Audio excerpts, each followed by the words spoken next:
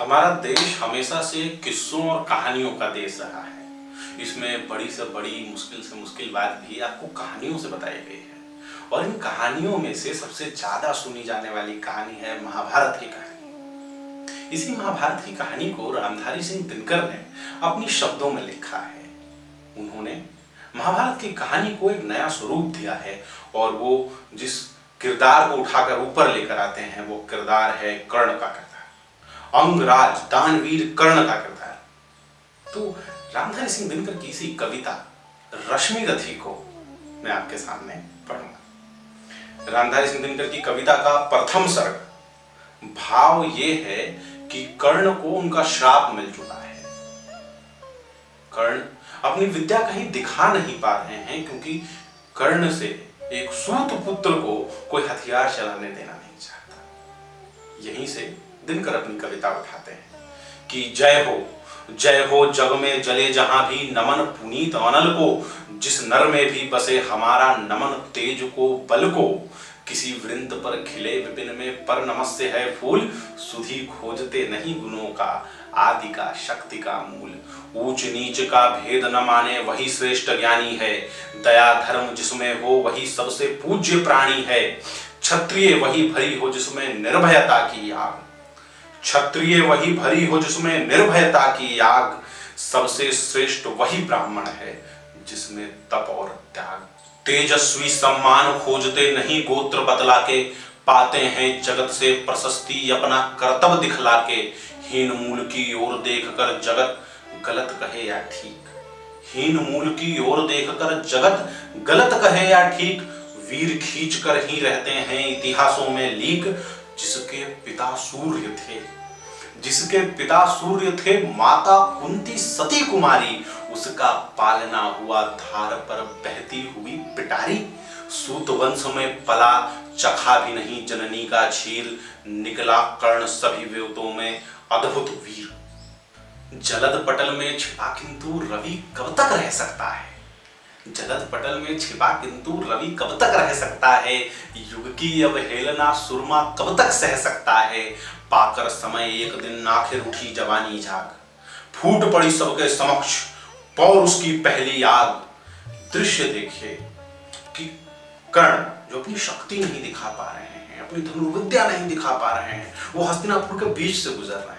और हस्तिनापुर के बीच से क्या देखते हैं कि पांडव और कौरवों की शस्त्र विद्या का प्रदर्शन किया जा रहा है और इस प्रदर्शन को देखने के लिए राज्य की पूरी जनता उमड़ी हुई है। ऐसी जगह पर कर्ण ये निश्चय करते हैं कि अगर उनके पास कोई मंच है अपनी प्रतिभा दिखलाने का तो वो मंच ये है। वो इस मंच को छोड़ना नहीं चाहते, इस मंच को अपनी हाथों से जाने नहीं देना चाहते और यहीं से रामधारी सिंह दिनकर कविता का ये भाग उठाते हैं कि रंगभूमि में अर्जुन था जब समान ओखा बांधे, बड़ा भीड़ भीतर से सहसा कर्ण सरासन साधे, कहता हुआ कि तालियों से क्या रहा घरों में फूल, कहता हुआ कि तालियों से क्या रहा घरों में फूल, अर्जुन तेरा सुयश अभी क्षण भर में करता हूं धूल, तूने जो जो किया वो मैं भी दिखला सकता हूं, तूने जो जो किया वो मैं भी दिखला सकता हूं, चाहे तो कुछ नई कलाएं भी सिखला सकता हूं, आंख खोल कर देख कर्ण के हाथों का व्यापार, आंख खोल कर देख कर्ण के हाथों का व्यापार, भले सस्ता सुयश प्राप्त कर उस वीर को धिक्कार, इस प्रकार कह लगा दिखाने कर्ण कलाएं रण की, इस प्रकार कह लगा दिखाने कर्ण कलाएं रण की, सभा स्तब्ध रह गई आंखें टंगी जन जन की, मंत्र मुग्ध सा मौन चतुर्दिक जन का पारावार, गूंज रही थी सिर्फ कर्ण के धनवा की टंकार,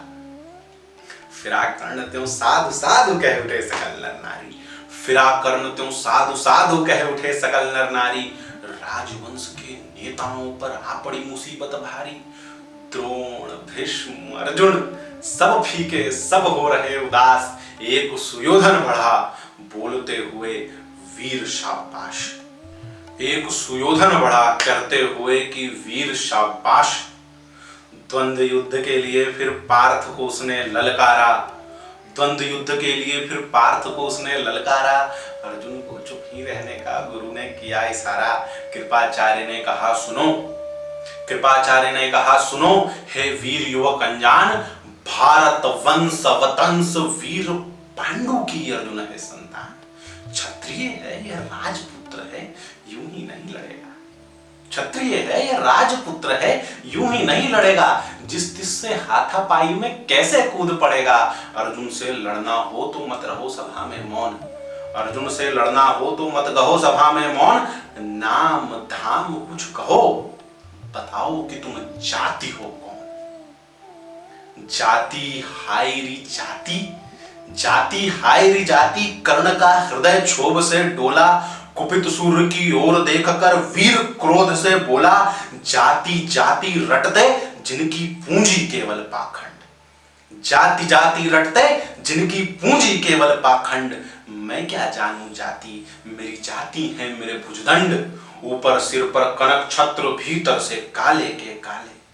ऊपर सिर पर कनक छत्र, भीतर से काले के काले। शर्माते नहीं है जगत में जाति पूछने वाले। सूत पुत्र हूं मैं, सूत पुत्र हूं मैं, लेकिन बता कि पिता पार्थ के कौन।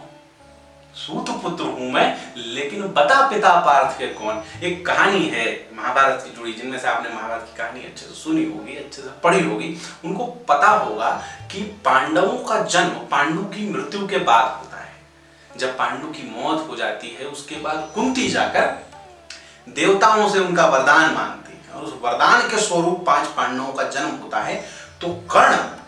अब उस पर सवाल उठा रहे हैं, कर्ण कुंती के उस वरदान पर सवाल उठा रहे हैं। अब यहां से आगे कहानी कैसे बढ़ेगी, यहां से आगे दिनकर भावों को किस तरफ लेकर जाएंगे, दिनकर अपनी कविता को किस तरफ लेकर जाएंगे, ये जानने के लिए इंतजार कीजिए।